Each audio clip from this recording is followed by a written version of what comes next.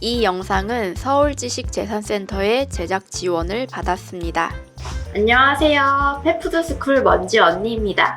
오늘은 저작권과 챗GPT에 대해서 이야기해보도록 할 건데요. 챗GPT란 대화형 인공지능 서비스입니다. 챗GPT로 다양한 업무를 보실 수가 있는데요. 예를 들어서 사업 계획서의 초안을 작성한다든지 아니면 소설을 작성하실 수도 있습니다. 그럼 챗GPT를 이용해보는 모습을 보여드리도록 하겠습니다. 챗GPT한테 다양한 내용을 서술 형식으로 요청해 보실 수가 있는데요. 반려동물 화식 사료에 대해 홍보 문구를 만들어줘 라고 요청을 해보도록 하겠습니다.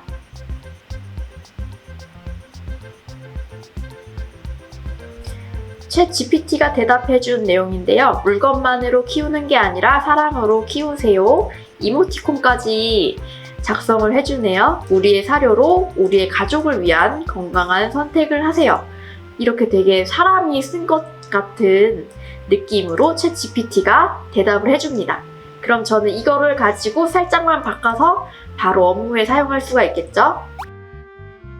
현재 국내 저작권법에 의하면 인간에게만 저작권이 인정된다는 부분은 맞으나 생성형 AI인 챗GPT는 원 저작자의 동의를 받지 않고 학습을 하는 부분이 타인의 저작물을 침해할 여지가 있습니다.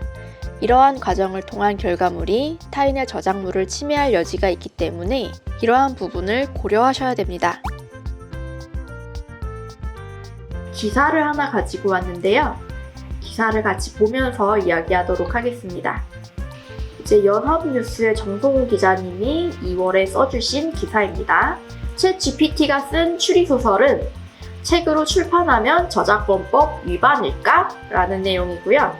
우선은 국내 저작권법 제136조 제1항이 다른 사람의 생각 또는 감정을 표현한 소설, 시, 논문, 강연, 사진, 비디오 등 원작자의 허락 없이 무단으로 베끼거나 남에게 보여주는 행위를 처벌한다고 밝히고 있다. 인데요.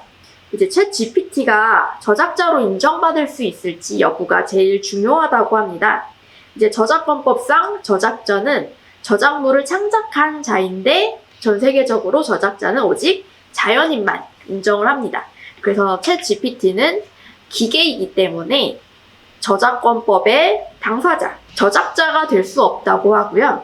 그래서 챗GPT가 쓴 추리소설을 그대로 책으로 내도 저작권법 위반에는 해당하지가 않는데 챗GPT가 만든 창작물이 인간의 창작물이 아니기 때문에 저작권법의 보호 대상이 되지는 않는다고 합니다. 자세한 내용은 링크로 걸어드리는 기사에서 더 정확하게 보실 수가 있고요. 정부 지원 사업에는 사업 계획서를 작성을 하셔야 되는데요. 이제 사업 계획서 초안을 쓸 때도 챗GPT를 이용하시면 초안을 좀 더 빠르고 구체적이고 상세하게 작성을 하실 수가 있어요. 그런데 챗GPT의 내용을 그대로 쓰다 보면은 표절이라든지 대필 위험에 노출될 수도 있는데요. 마침 오늘 아침에 오늘 강의를 들었던 곳에서 이런 책을 선물로 주셨어요. 이제 제목이 챗GPT를 활용한 예술기획가 지원 신청서 작성법, 공연기획자의 챗GPT 활용법, 인승현이라는 작가님이 쓰신 책이고요. 여기 43쪽에 되게 재밌는 표를 작성을 해주셨는데 2023년 2월, 12월까지 지원사업 선정률, 이제 챗GPT 활용 전에 지원사업의 선정률이 12.5%였다고 하세요. 그런데 이제 그 이후에 챗GPT를 활용해서 지원서를 썼을 때 그 선정됐던 퍼센트가 65.7%. 엄청나게 높은 수치로 챗GPT를 활용하고 선정이 되셨는데요. 이렇게 챗GPT를 도구로 사용하시면은 좋은 결과가 나실 수도 있습니다. 그 챗GPT를 소개해 주시는 글이 있어요. 근데 이 부분 되게 재밌는 게 있는데 일단 읽어드릴게요.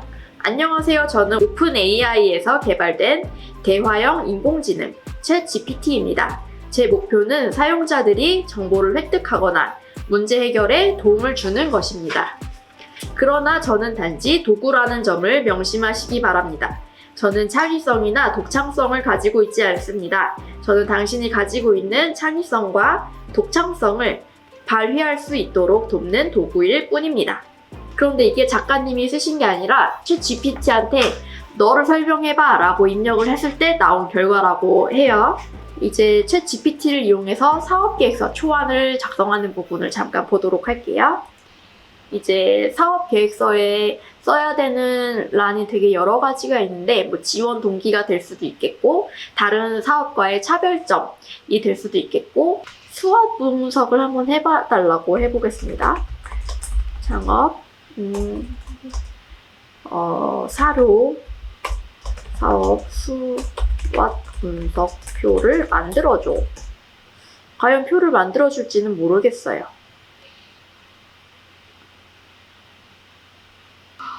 엄청 자세하게 수완 분석을 해주었고요. 내부 요소와 외부 요소까지.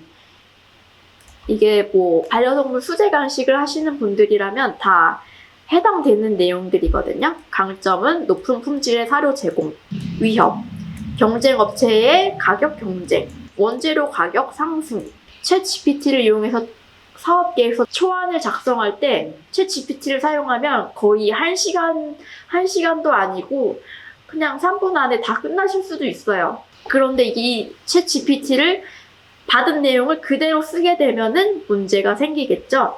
정부 지원 사업을 지원을 할 때는 K-스타트업에서 많이 지원을 하게 되는데 요거는 K-스타트업에 올라왔던 그 문구예요. 창업 지원 사업에 신청하는 창업자는 관련 법령에 따라 다음 사항에 유의하여야 합니다. 사업계획서 등을 타인이 대신 작성하여 제출하는 경우 작성자, 대필자와 신청자, 창업자 등 관련자 전원이 사기 또는 업무방해죄 등으로 처벌될 수 있습니다. 즉, 대필에 관련해서 창업 지원 사업은 안 좋은 시선으로 바라보고 있고요. 일단은 불법이라고 합니다. 챗GPT가 사용해서 주는 내용을 그대로 쓰면은 그거는 대필인 거잖아요. 그런데 이제 대필 같은 경우는 잡기가 되게 힘들다고 해요.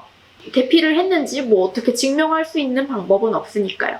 그런데 챗GPT를 사용하면 문제가 표절에 휘말릴 수 있다는 점인데요. 왜냐하면 반려동물 사업을 하려고 하는 사람이 저뿐만은 아니겠죠. 그러면 제가 아니라 뭐 다른 분이 똑같은 반려동물 사업 수업 분석표를 만들어줘 라고 똑같은 명령어를 내릴 수가 있겠죠. 그럼 챗GPT는 어때요? 계속 다른 내용을 말하는 게 아니라 같은 내용을 말해주겠죠. 똑같은 말을 한번 물어볼까요? 이제 똑같은 질문을 했을 때 약간은 달라졌어요. 위협의 자연재해 및 위생 문제 여기였는데 미처리된 환경 문제로 인한 리스크로 변했고요. 4번은 불안정한 경제 환경, 이 경제적 불안정성으로 변했거든요. 그래서 똑같은 내용을 검색을 해도 말이 살짝은 달라지는데 결국 내용은 똑같습니다. 그래서 중요한 건 요거를 초안으로 쓰시지만 이거를 긁어다가 본인의 사업과 연관되게 변경을 하셔야 돼요. 내 사업이 높은 제조 및 운영 비용이라고 챗GPT가 말을 해줬지만 나는 원가를 내릴 수 있다. 그러면 이거는 강점이 될 수도 있겠죠. 그리고 약점에 경험 부족 및 홍보 부족이라고 되어 있지만 다양한 반려동물 사업에 다양한 경험이 있고 이게 나의 강점이다. 그러면 여기 위에 강점란에 올라갈 수도 있겠죠. 그리고 신청 시 주의사항이 있는데요. 정부 지원 사업을 냈을 때 신청 시 주의사항은 고의 과실로 타인의 사업계획서를 모방이나 표절, 도용하여 신청하는 경우에 창업사업화 지원 사업에 3년간 참여가 불가능하거나 사업화 자금 전액 환수 등 제재가 가해질 수가 있습니다. 이제 저작권법에 도움을 받을 수 있는 사이트가 있는데요. 해당 사이트 소개해드리도록 할게요. 특허청 사이트에 들어가 보시면 지식재산제도의 특허 실용신안, 특허에 의해, 실용신안에 의해 다양한 지식재산에 관해서 설명이 되어 있는데요.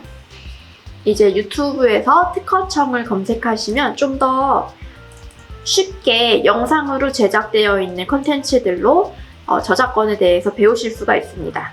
그리고 사업을 하시는 분들 중에 뭐 상표 출원이라든지 아니면 디자인권 출현을 하셔야 되는 분들은 서울경제진흥원 서울지식재산센터 홈페이지에서 창출 지원을 해주시기도 하고 보호 지원 사업을 지원하기도 합니다. 해당 내용 기억하시고 도움을 받으셨으면 좋겠고요. 오늘은 저작권과 챗 GPT에 대해서 이야기를 해보았는데요. 관련 내용이 도움이 되셨으면 좋겠고요. 챗 GPT를 도구로서 잘 사용을 하셨으면 좋겠습니다. 지금까지 페푸드스쿨의 먼지 언니였습니다.